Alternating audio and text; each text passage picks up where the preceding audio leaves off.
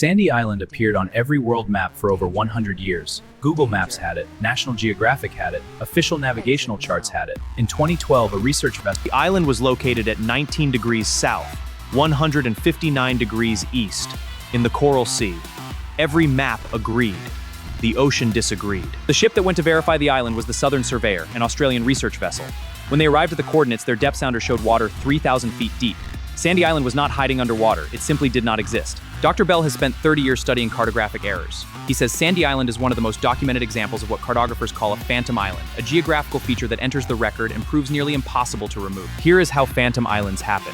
One map contains an error. Other maps copy it. Those maps are copied. Within 2 generations of reproduction, the error is indistinguishable from fact. The earliest confirmed appearance of Sandy Island on a printed chart is in an 1876 whaling ship log. The specific origin of that entry has never been definitively established. Google Maps had Sandy Island.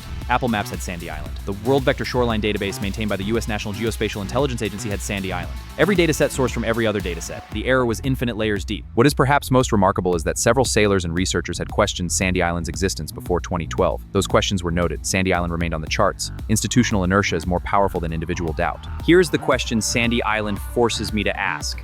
If a non-existent island can appear on every official world map for 136 years, what else is wrong? Sandy Island is not unique. The auroras appeared on charts for 60 years. Maria Teresa Reef in the Pacific. Bermeja, the Mexican phantom island. The cartographic record contains dozens of confirmed phantoms. The question I kept asking was, how did satellite imagery not catch this sooner?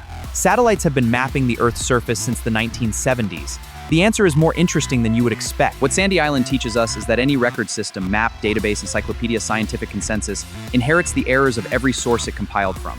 And those errors compound across generations of reproduction. Satellite imagery databases are not uniformly dense. Some ocean areas are covered by fewer passes. In those gaps, the database software fills with interpolated data, including potentially data from older charts that contain the error. When Google Maps removed Sandy Island in 2012, the speed of the correction was itself significant.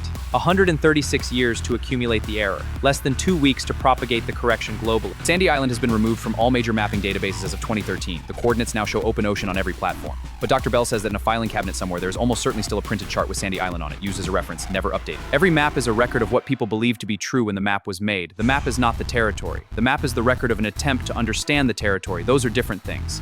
Sandy Island reminds us of the difference. I love this story because it is not about a conspiracy. No one was hiding Sandy Island. Everyone was just copying the map in front of them, trusting the record or the record was right. That is a very human thing to do. And it produced a non-existent signature. The 2012 crew did not go looking for phantom islands. They went to survey the area and discovered by accident that a landmark on every map was not there.